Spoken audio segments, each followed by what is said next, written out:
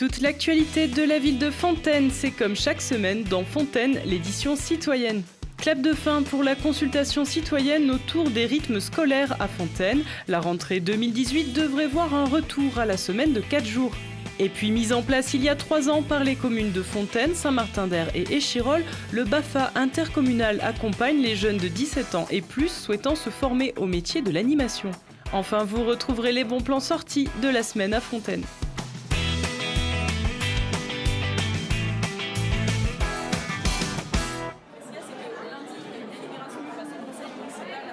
Le Conseil citoyen a tranché. Les jeunes écoliers de Fontaine repasseront dès la rentrée 2018 à des semaines de 4 jours sans réduction des vacances scolaires.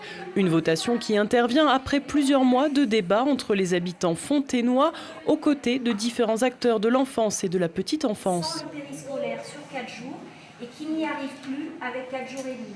Donc quand on parle de bien-être... Alors la tendance de ce soir, elle est, on va dire, presque du 60-40. 63 voix pour un retour aux 4 jours sans toucher les vacances, c'est-à-dire la version qu'on avait juste avant la réforme. Et 41 voix pour le maintien du 4 jours et demi avec le mercredi matin, c'est-à-dire comme on est aujourd'hui. Je pense aussi que les discussions qui ont eu lieu dans les précédentes concertations, les apports des chronobiologistes, des professionnels, ont, à mon avis, tempéré les choses. Je pense qu'on était plus sur une prise de position plus favorable au retour aux 4 jours si on n'avait pas entamé ce cycle de concertation. Donc j'espère que tout ce qui a eu lieu, les apports, les échanges ont permis d'élargir le champ de vision des personnes présentes, des participants. Les défenseurs d'un rythme scolaire plus allégé et adapté au rythme biologique de l'enfant espéraient voir adopter un format de cours mieux étalé sur l'année ou la semaine. Si leur message a été entendu, la majorité des votants n'a toutefois pas souhaité se rapprocher des modèles anglo-saxons ou encore scandinaves.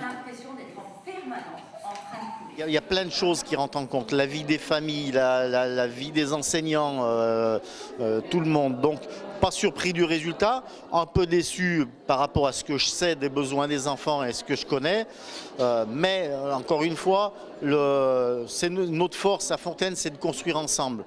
Donc on va y aller, on va faire évoluer et on continuera de toute façon à construire avec toute la communauté éducative des choses qui sont le mieux. Moi, je fais le pari que cette histoire d'organisation scolaire va être remise sur le chantier dans les années qui viennent. Ça ne peut pas être autrement. On est dans une impasse. Il reste que nous, avec notre population qui a tranché ce soir, on va travailler pour encore améliorer nos services et faire le mieux pour tous les enfants de Fontaine.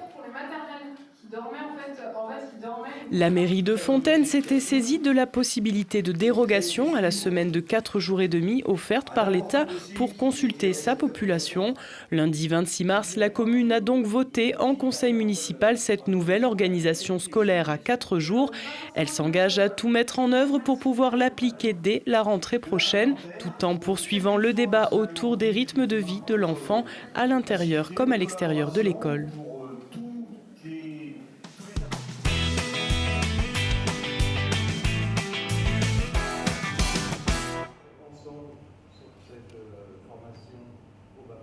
Alors aujourd'hui, donc ouverture officielle du BAFA Interco, nouvelle session qui aura lieu au mois d'avril. Cette année, il y aura 2 sessions, une avril et en octobre. Et à chaque fois, avant, une ouverture officielle pour un peu présenter le dispositif, faire connaissance avec les élus et que les jeunes aussi puissent se rencontrer. C'est bien que les jeunes investissent cette salle du conseil municipal. Aujourd'hui, j'avais le plaisir d'accueillir dans cette salle du conseil municipal les villes de Saint-Martin-d'Air, Échirolles, Poisat, Gières et surtout les jeunes de ces villes-là pour effectivement lancer la 3e session du BAFA intercommunal. L'idée, c'était qu'ils puissent être formés sur une année civile au brevet d'animateur, puisque c'est fait en 3 temps, un stage théorique, un stage pratique et un stage de perfectionnement. La seconde idée, c'était de les faire sortir de la ville où ils sont nés, de les rendre beaucoup plus mobiles sur l'agglomération grenobloise. Tout le temps et toutes les communes cherchent des animateurs et que la demande est bien plus forte que l'offre, ça c'est sûr. Voilà. Donc on peut inciter les jeunes à venir se former, bien sûr. Donc on va prendre un petit temps ce matin pour vous présenter, repréciser un petit peu le déroulé. Moi je suis en ST2S, en santé sociale, et du coup plus tard je voudrais travailler avec les enfants. Donc déjà d'avoir le BAFA à mon âge c'est une bonne expérience et c'est un bon premier diplôme à avoir pour ce que je veux faire plus tard. Et le domaine de l'animation il m'a toujours plu et c'est pour ça que je veux passer le BAFA. La première session elle dure 8 jours. Donc là je suis en demi-pension, donc c'est de 9h à 18h, le repas compris. Et la première c'est théorique, donc on fait des activités juste entre nous, il n'y a pas d'enfants présents. Après on a 2 semaines de stage, donc 14 jours minimum dans une structure qu'on veut. Donc là avec des enfants. Et après la troisième session, ça sera approfondissement sur un thème qu'on aura choisi nous, qui sera en 1 semaine. Je suis en licence 1 de sciences de l'éducation. Et je me suis aperçu qu'à la fac on a beaucoup de théorique mais la pratique m'intéresse beaucoup. Et du coup je pense que le BAFA c'est une bonne façon d'avoir pas mal de pratique. Et comme c'est express aussi qu'on le fait très rapidement, ça évite justement comme ils ont expliqué pendant la réunion d'abandonner en chemin parce qu'on n'a plus le temps, un truc comme ça. C'est bien encadré, ça va très vite. Il y a tout un volet théorique en fait sur, comme il disait tout à l'heure, les rythmes de l'enfant, comment on écrit une activité, comment on fait, comment on l'anime, comment on la pense, quels moyens on emploie, voilà. Il y a une aide qui est vraiment pas mal, et après on doit débourser un peu de sa poche, mais c'est pas grand chose. Et puis c'est vraiment un suivi qui est bien, et ça permet de se créer un réseau. Il y a des bons débouchés là-dedans, et puis c'est toujours un bagage, même si on continue pas dans l'animation.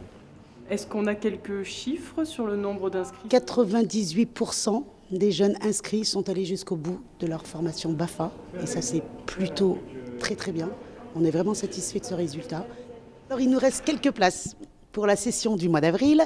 Il ne faut pas hésiter à prendre contact avec les services jeunesse, donc Échirolles, Fontaine, Saint-Martin-d'Air, Poisat et JR, sinon les points information jeunesse. Mais il nous reste des places pour le mois d'avril et bien sûr pour le mois d'octobre aussi.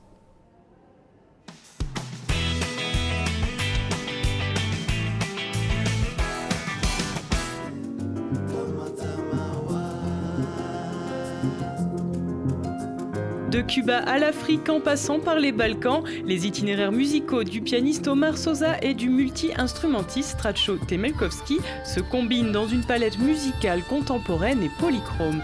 La Source est fière d'accueillir le nouveau projet de ses virtuoses pour une première mondiale, vendredi 6 avril à 19h30. Vendredi toujours, l'espace 3 Pommes vous ouvre sa ludothèque le temps d'une soirée jeu réservée aux adultes et aux ados. Des plus ludiques aux plus stratégiques, des grands classiques aux petits nouveaux. Venez vous divertir autour de jeux de plateau. L'entrée est libre et gratuite dès 20h. Et puis samedi 7 avril, le centre social Georges Sand voit les choses en grand pour ses 40 ans. Ouvert en 1978, le centre invite les habitants à pousser sa porte de 15h à 22h. S'enchaîneront ateliers solidaires, jeux gonflables, rencontres avec les associations résidentes et bien d'autres surprises avant une clôture en musique. Rendez-vous au centre social 14 boulevard Joliot-Curie.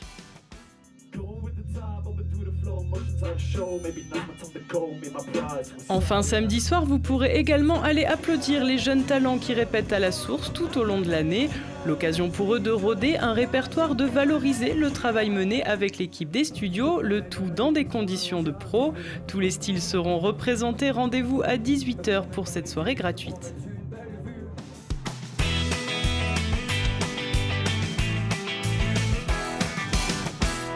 Et on se quitte avec la photo de la semaine, proposée par le collège Gérard Philippe et le service égalité et citoyenneté de la ville de Fontaine. Cette 3e édition du Forum des métiers a permis à une centaine de collégiens de découvrir des métiers variés dans lesquels ils envisageront peut-être de s'orienter à la semaine prochaine.